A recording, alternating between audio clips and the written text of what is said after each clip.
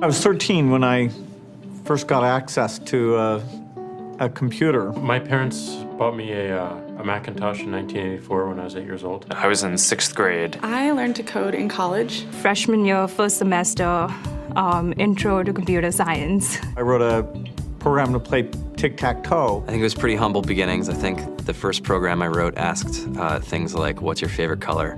Or how old are you? I first learned how to make a green circle and a red square appear on the screen. The first time I actually had something come up and say, hello world, and I made a computer do that. It was just astonishing. Learning how to program didn't start off as wanting to learn all of computer science or trying to master this discipline or anything like that. It just started off because I wanted to do this one simple thing. I wanted to make something that was fun for myself and my sisters. And I wrote this little program and then basically just add a little bit to it. And then when I needed to learn something new, I looked it up either in a book or on the internet and then added a little bit to it. It's really not unlike kind of playing an instrument or something, or playing a sport.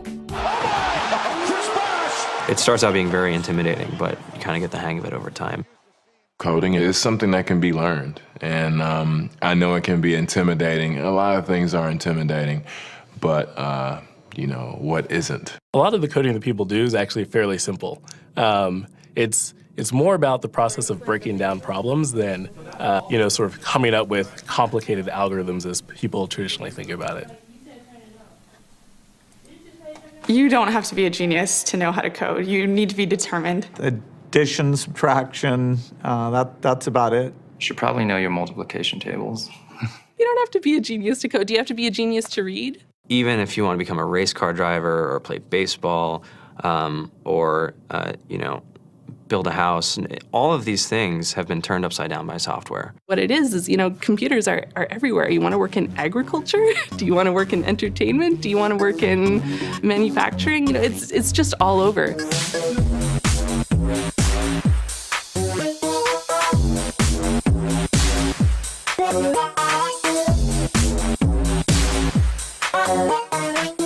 Here we are, 2013. We all depend on technology to communicate, to bank, information, and none of us know how to read and write code. When I was in school, I was in this after-school group called the Whiz Kids. And when people found out, they laughed at me and, all these things. And I'm like, man, I don't care. I think it's cool. And, I'm learning a lot. And some of my friends have jobs. Our policy is literally to hire as many talented engineers as we can find. The whole limit in the system is just that there just aren't enough people who are trained and have these skills today. To get the very best people, we try to make the office as awesome as possible.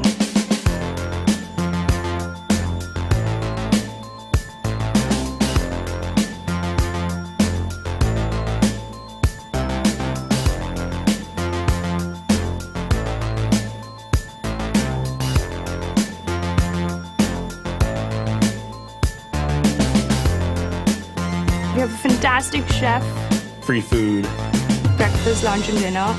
free laundry. Snacks, even places to play and video games and scooters.